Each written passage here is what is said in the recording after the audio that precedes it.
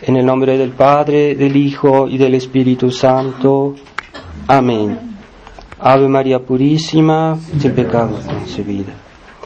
Estimados hermanos, estimados fieles, estamos en este mes, el mes de octubre, que es el mes dedicado a Nuestra Señora del Rosario, y es importante meditar sobre la importancia de la oración y el poder de la oración.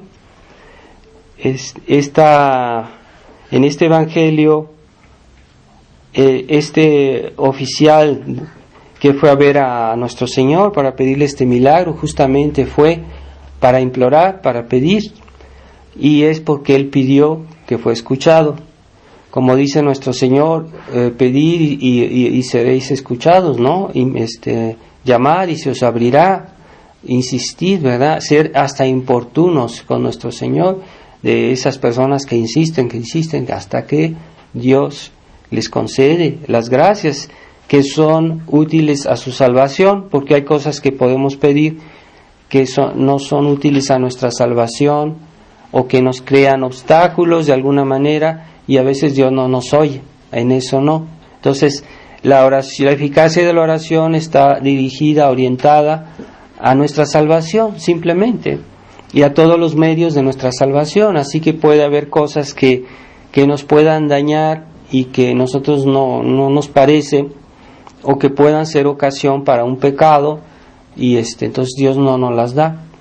O a veces Dios quiere que la pidamos con más insistencia, y tal vez Él nos hará esperar un poquito, pero quiere que nos santifiquemos de esa manera, ¿verdad? Rezando. Y así hay gracias que son dadas después de mucho tiempo de oración. Y a veces Dios nos escucha más rápido, según su beneplácito. Debemos estar sometidos a su voluntad. Pero no quiere decir que si Dios no nos escucha enseguida, que debemos dejar la oración o que debemos dejar de insistir. Hay cosas que sabemos bien que son para nuestra salvación, así que nunca nos cansemos de pedirlas, ¿verdad? De pedir por la salvación de un alma, de una persona que estimamos o que queremos ayudar. No nos cansemos de rezar. Y de hecho, la oración en este mundo activista, materialista, se le da poco valor a la oración.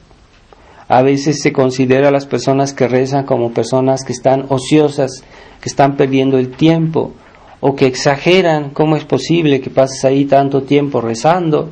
Estás perdiendo el tiempo. Haz algo útil. Pero es que no es útil la oración. Pues bien, es una forma de combatir el mal, y muchas victorias se han obtenido por la recitación del rosario. Es histórico. En varias está la batalla de Lepanto, ¿verdad? Cuando fue la invasión de los musulmanes que querían invadir Europa, y el Papa San Pío V dijo: vamos a decir todos juntos el rosario, y esa victoria, que fue milagrosa, fue obtenida por la recitación del rosario. También hubo casos históricos, ¿verdad? Como en Chile o en Brasil. Eran dos países que estaban amenazados por el comunismo, y fue por la recitación del rosario en masa del pueblo que se liberaron de eso. Lo mismo sucedió en Austria, cuando fue invadida por los comunistas, y se hizo una campaña de oración, y entonces se rezó, todos juntos rezaron el rosario, y después se fueron los comunistas. No se sabe por qué, pero hubo un resultado, ¿verdad? Un resultado real. Y así la recitación del rosario es poderosa, pero hay que hacerla con constancia y fe, porque hay personas que dicen, comienzan bien, pero no continúan, no perseveran. Entonces no, hay que tener esa estabilidad en la oración, porque nuestro Señor quiere. La perseverancia es un acto de virtud que Dios estima mucho. Y las personas perseverantes, Dios les va a dar grandes recompensas. Como también dice nuestro Señor, el que perseverará hasta el fin, ese se salvará. No el que es bueno ahorita, no es el que es bueno así como un fuego de paja, que se prende la paja y hace un gran fuego, pero se apaga luego. No, el perseverante es el que está como un carboncito preencendido, aunque esté discreto, ¿verdad? Pero se sigue prendido hasta el final. Entonces, esa es la perseverancia, que Dios la estima mucho, la perseverancia. Entonces, vivimos en una época de que, pues, la educación no favorece personas constantes, ¿verdad? La constancia es algo que se aprende, es algo que se cultiva, que se va adquiriendo. Entonces, esa constancia se debe aprender en el hogar, desde niños. Y entonces, si no se aprende la constancia, y hoy estamos en una época de inconstancia, la gente es inconstante, comienza algo, no lo termina, o algo comenzó algo bueno, con muchas ganas, con mucho entusiasmo, y después ya se apagó el fuego de paja. Entonces, esa constancia es necesaria también, no solo en las cosas temporales, ¿verdad?, sino también en las cosas espirituales.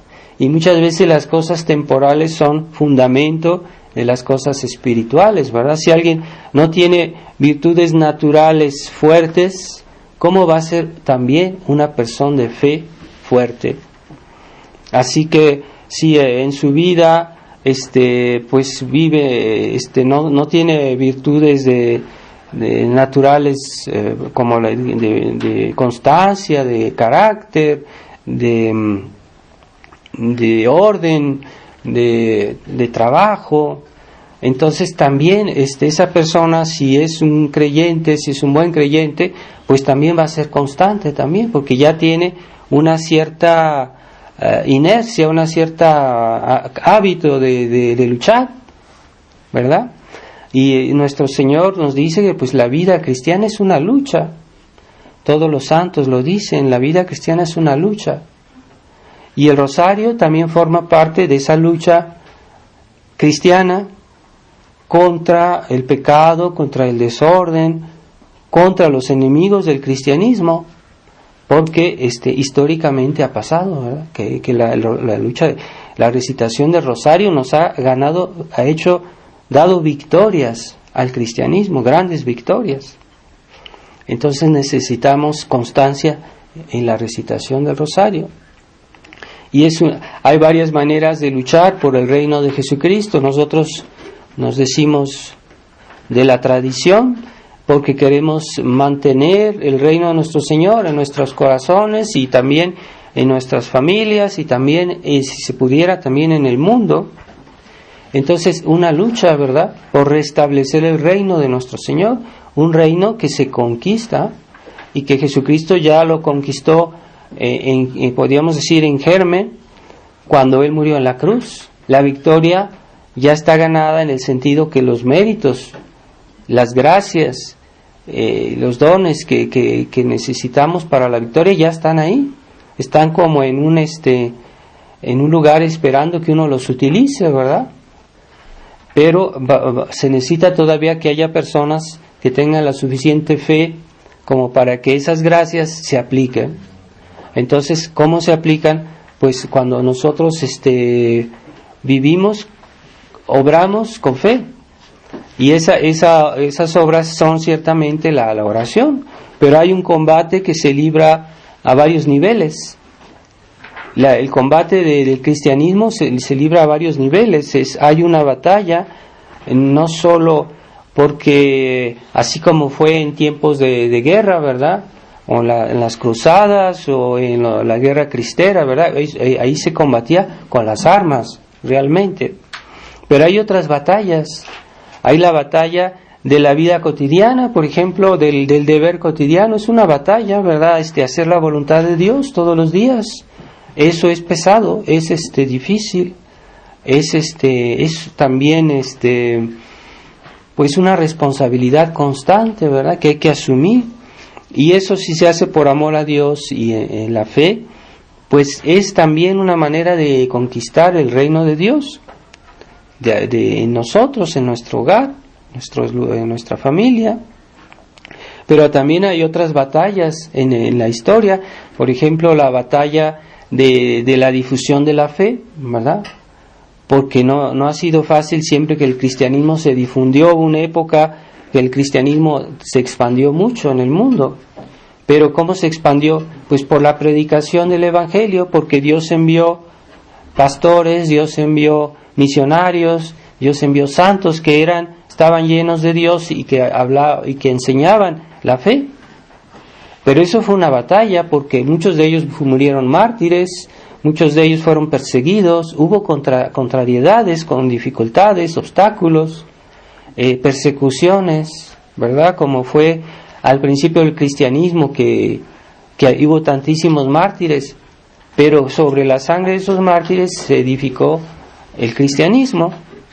Y así hay otras formas de martirio, ¿verdad? Es también las personas que sufren en su vida y que tienen un martirio moral, y que también eso es como el cemento para construir el edificio de la iglesia. No es inútil, ¿verdad? Cuando alguien sufre algo por Dios. Cada vez que hacemos una obra buena, estamos combatiendo el mal, de alguna manera, aunque no parezca. Cada vez que nos portamos bien, cada vez que amamos más a Dios, el mal retrocede, de alguna manera, ¿verdad? Hay una lucha constante entre el bien y el mal, y esa batalla se gana a veces con nuestros esfuerzos, incluso físicos, ¿verdad? La vida, las obligaciones, pero también otros tipos de esfuerzos. Entonces hay cristianos muy mediocres y muy apáticos, que ven la vida cristiana solo bajo un aspecto y no les interesa a nosotros porque no quieren o no quieren hacer esfuerzos. Entonces hay otras formas de batallas, y todos debemos participar con la oración, también con nuestros brazos, también a veces con nuestras palabras, con nuestro ejemplo. Estamos batallando, estamos luchando por el reino de Dios. El ejemplo cuenta mucho. Se dice que una vez San Francisco de Asís le dijo a uno de sus monjes, le dijo: vamos a ir a predicar. Y entonces salieron al pueblo y se pusieron a circular por el pueblo, y y regresaron al convento. Entonces el otro monje le preguntó a San Francisco: pero ¿cuándo vamos a predicar? No hemos predicado. Sí, hemos predicado con el ejemplo, en el solo hecho de estar vestidos como religiosos y con nuestra actitud. Hemos pasado por esta población y hemos predicado con el ejemplo. Bueno, el ejemplo es una forma de hacer bien, excelente. Entonces no basta que tengamos así buenas palabras, también el ejemplo, ¿verdad? Y esa batalla pues es constante. También hay una batalla que muchos olvidan, ¿no? Y que hay que tener mucho en consideración en las familias. Es la batalla cultural, la batalla que el demonio trata de librar a un nivel de la cultura, y que los enemigos de la iglesia han comprendido muy bien. Por eso se han posesionado de los medios de comunicación, se han posesionado de la vida cultural, incluso de la música, de muchas cosas culturales. ¿Por qué? Porque el arte, la cultura es un vehículo de las ideas. Entonces por la cultura se transmite un mensaje, y muchas veces un mensaje moral, un mensaje espiritual. Entonces, si nosotros no tenemos conciencia de eso, pues entonces que los niños se diviertan como quieran, que vean las películas que quieran, que vean la televisión, que vean cosas tontas que aparecen en los medios de comunicación o en el internet, y más que eso, más que tontas, a veces inmorales o negativas, y a veces parece que no, pero hay un mensaje que se transmite a nivel moral, en ciertas diversiones, en ciertas distracciones que parecen que son inocentes. Por eso es importante estar alertas en esas cosas, para que los hijos no se dejen contaminar, no solo por las ideas malas, sino también por sentimientos malos o estados de ánimo mundanos que no son de Dios, y que también es otra forma de combate que muchos tradicionalistas han olvidado, que no solo es que nos invada la herejía o el error descarado, sino también ese espíritu mundano que penetra en las venas y que nos enfría en el amor de Dios y que nos hace amar las distracciones más que la oración. Eso es típico, ¿no? Es una manera muy fácil de detectar. Cuando estamos invadidos por el mundo, ya no encontramos gusto en la oración. La oración, finalmente, ¿qué es? Sino estar con Dios, hablar con Dios, con nuestro Padre de los cielos, Padre nuestro que estás en los cielos. ¿Quién no le gusta hablar con su papá? ¿Quién no le gusta estar con su familia? Y si no hallamos gusto de estar con Dios y de rezar y de recogernos un momento en nuestro día, es una mala señal. Estamos muy invadidos por el mundo, tal vez. Y el mundo nos quita el gusto de Dios y nos comienza a dar gradualmente el gusto de cosas cada vez más graves, ¿verdad? No forzosamente el demonio es astuto, no nos va a proponer pecados muy graves, así de golpe. Nos va a proponer pecaditos, negligencias, pequeñas satisfacciones vanas, tontas, y de ahí nos va llevando a cosas más graves. Para aquellos que no son vigilantes o que son tibios, pues se dejan llevar. Y esa es la gran lucha, ¿verdad? Hay una lucha en nuestra alma, en nuestro interior, que la debemos librar todos los días, porque hay dos espíritus que se disputan nuestra alma: el espíritu de Dios y el espíritu del mundo, del demonio, e incluso de nuestra naturaleza caída, nuestra naturaleza débil que está inclinada al mal. Entonces, yo a veces tengo buenas intenciones, pero después no lo hago porque no tengo bastantes ganas o mi cuerpo no le gusta eso. ¿A cómo le va a gustar al cuerpo ponerse de rodillas y estar ahí 20 minutos, media hora diciendo el rosario? No le gusta al cuerpo. Entonces, hay una lucha en nuestra alma y debemos tomar parte. ¿Por quién? Por el Espíritu de Dios. Pero las satisfacciones que nos da el Espíritu de Dios pues son más profundas, más bellas, más nobles. Y esa estabilidad interior pues es condición de una vida feliz, de una verdadera vida feliz. Las personas que viven en gracia de Dios, que viven cerca de Dios, están en paz, están serenas, están contentas, como quiera que sea, a pesar de que estemos rodeados tal vez de problemas o de situaciones difíciles, pero en el fondo estamos en paz. Eso es característico de las almas que están cerca de Dios, que viven con Dios. Entonces el demonio no puede soportar eso, y cuando ve que un alma está cerca de Dios, le hace la guerra o suscita la contradicción por medio de otras personas que se prestan a las inspiraciones del diablo, a veces incluso personas buenas, porque todos tenemos alguna influencia del demonio de alguna manera, no forzosamente consciente y maliciosa, pero a veces el demonio estimula las pequeñas envidias, las pequeñas antipatías, los pequeños odios o rencores o detalles, el orgullo humano. Entonces él suscita la enemistad entre hermanos, entre próximos, y hay personas que a veces se dejan engañar por el demonio. A veces es algo muy ligero, puede ser también en algunos casos muy grave, ¿verdad? Como pasó con Caín y Abel, pero no siempre es a ese punto, ¿verdad? Pero hay esa guerra, ¿verdad? Esa batalla constante que es a veces muy discreta, muy sutil, que pasa en nuestra vida. Entonces, no hay los teólogos nos dicen que no hay actos humanos indiferentes. ¿Qué quiere decir eso?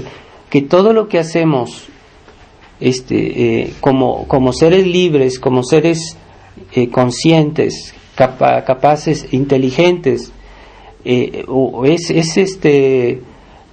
siempre un acto responsable, es siempre un acto de bien o de mal, ¿verdad? Y así que ese combate de Dios entre Dios y el demonio finalmente, y toda la obra del demonio, porque el pecado original, las consecuencias del pecado original, todo eso es la obra del demonio.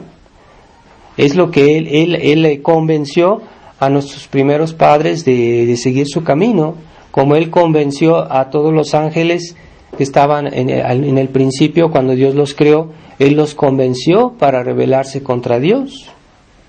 Y todas las consecuencias, pues sí, se puede decir que son la obra del demonio.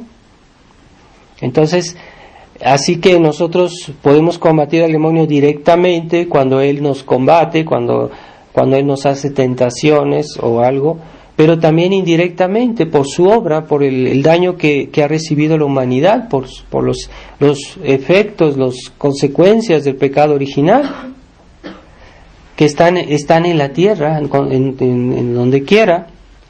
Así que debemos tomar conciencia de esa realidad, de ese combate, de esa lucha, para que podamos tener una vida coherente y no perder el tiempo, que es precioso el tiempo de esta vida. Así que hay personas que creen que hay un mundo indiferente, o sea, podemos estar haciendo algo por Dios, podemos estar haciendo algo por el mal o el pecado, y podemos hacer algo que no está ni en un lado ni en otro. Pues eso no es cierto, eso no es cierto, no existe. Todo lo que hacemos de alguna manera está ordenado a Dios, a su voluntad, a su orden, al bien de Dios, o bien está ordenado al mal.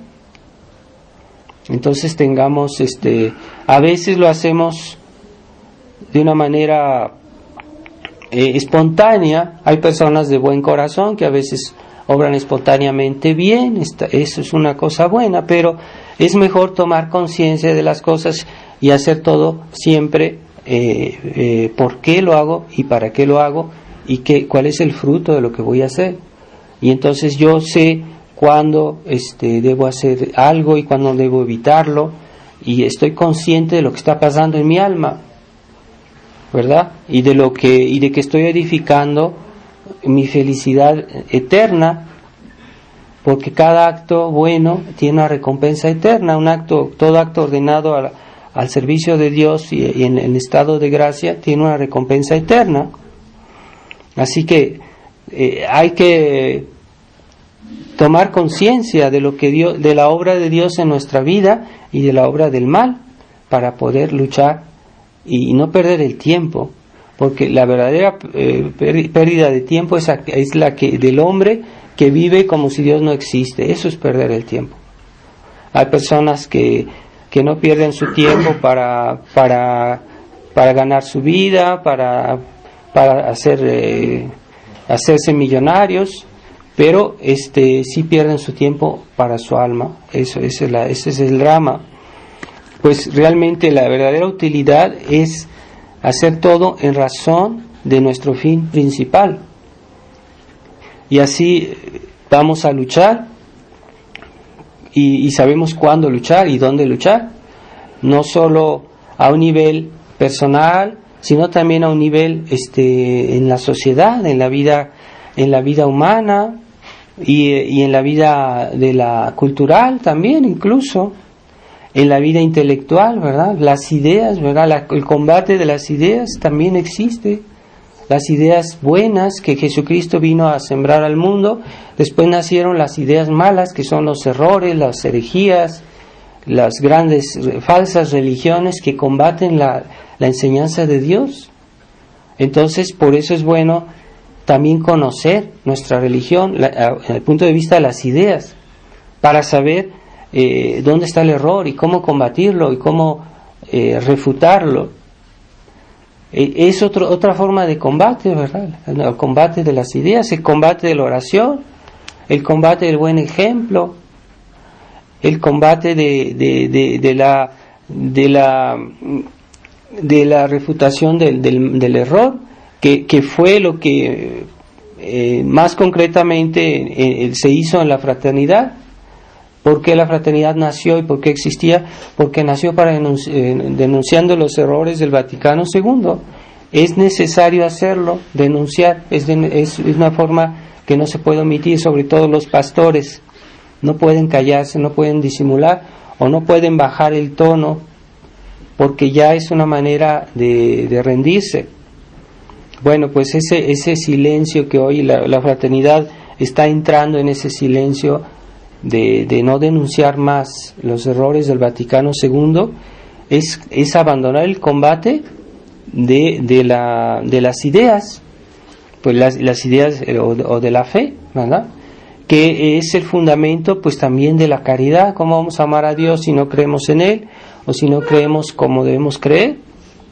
Entonces hay ese combate que también cuenta, que también hay que asumir, ¿verdad? Y hay personas que se portan muy bien, o tal vez que no hacen daño a nadie, pero no les interesa el combate de las ideas, no les interesa la enseñanza de Dios, de la enseñanza de la Iglesia, que es contradictoria con la enseñanza de las falsas religiones, y que esas falsas doctrinas llevan las almas al infierno, el error, las herejías llevan las almas al infierno, los engañan y los mantienen en su estado a veces de pecado, y ahí les dan una especie de seguridad que no place a Dios y que Dios no aprueba. Y muchas personas se engañan que están bien y que así van a ir al cielo, pero no, porque si están en la herejía a sabiendas y que están en el error, aunque se engañe, a Dios no lo logran engañar, y esas personas se pueden condenar. Por eso es necesario predicar la verdad, es necesario difundir la verdad contra las falsas ideas. Entonces no se puede estar bien con Francisco y predicar toda la doctrina tradicional. No se puede, porque hay una pugna, hay una contradicción. Entonces si quieren estar con la aprobación de la Iglesia oficial, van a tener que callarse y no decir las cosas como debe ser 100%, ¿verdad? Como Dios nos lo pide.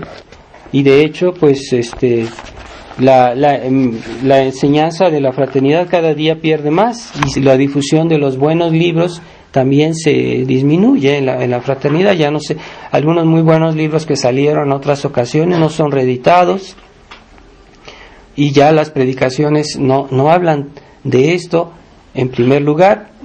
Y como les decía, Monseñor Lefebvre siempre en sus sermones, en todas sus conferencias, todos sus sermones, siempre tocaba el tema de la crisis de la Iglesia. Y hoy los sacerdotes de la fraternidad, pues poco, o ya muchos dicen que ya no lo hacen, que no hablan de otros temas, pero ya no toman ese tema. ¿Por qué esa apatía? ¿Por qué ese bajar los brazos y no combatir?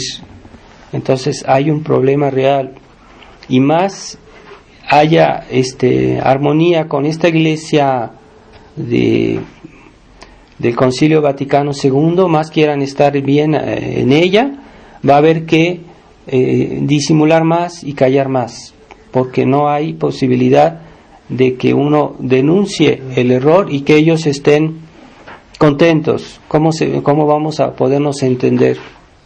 Ahí está el problema que es insoluble. Mientras Roma no se convierta, no se puede colaborar con ella. Y ya que se haya convertido, si un día Dios envía un papa que sea plenamente católico, ahí sí se le podrá obedecer, pero ahora no. Es una cuestión de sentido común, es cuestión de lo más normal, ¿verdad? Es comprensible, debería serlo. Entonces vamos en esta Santa Misa que Jesucristo padeció, murió en la cruz, pero eso también fue una batalla, ¿verdad? Imagínense todo el mal que le hicieron, todo lo que le hicieron contra él, pero él sufriendo venció. Ahí está el misterio de la cruz, muriendo venció, porque ahí nos redimió y nos salvó a todos y nos ganó la... Entonces la misa, el sacrificio de la cruz es una gran batalla, y cada vez que se dice la misa el demonio tiembla, porque las gracias que bajan del cielo, que en cada misa el demonio las teme. ¿Por qué? Porque es el sacrificio de nuestro Señor, que tiene un valor infinito, y que si es dicho y es escuchado con fe, más gracias se reciben. Así que ciertamente la misa tiene un valor infinito, pero para que se apliquen esas gracias también debemos nosotros disponernos a ellas y suplicarlas y asistir con fe. Entonces más gracias se van a aplicar de la misa. No es que no estén ahí, están ahí, pero no se aplican si nosotros no estamos bien dispuestos, si no llevamos una vida cristiana auténtica y no mediocre.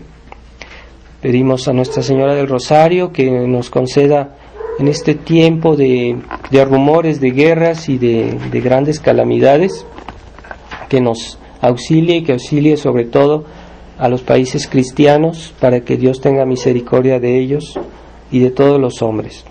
Ave María Purísima, en nombre del Padre, y del Hijo, y del Espíritu Santo. Amén.